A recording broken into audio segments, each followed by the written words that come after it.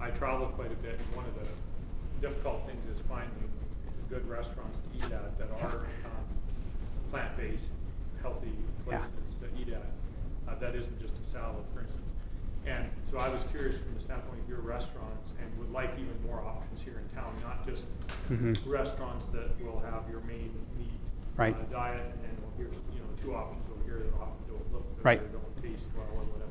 That's an issue. That's a serious issue. A couple ways to answer that. One is that my restaurants were blueprinted. Actually, they were templates for quick service, because that's another thing. I mean, if you have a good view, not vision, but you have a view of where the world is going and where it needs to go to plant-based, like we've talked about.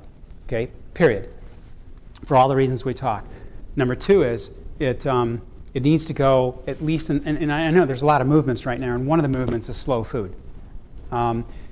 But the fact is, for the near future, say 20, 30, 40 years, everybody's just going to get quicker and quicker. Everything's getting faster speed. So I think it needs to go to how you can incorporate some type of slow food mentality with plant-based foods into a quick service restaurant. And that's my restaurant. Now the issue is that the world isn't ready for that yet. I mean, there are only a handful of those on the West Coast where they're very in tune. They're very in tune to this right now. More in tune than anywhere else in the world, almost. And they can only support, in LA, they can only support 4 or 5 restaurants that are purely plant-based. And so it's a difficult thing. And then you're caught with what do you do with the restaurants? Where are you in terms of philosophically?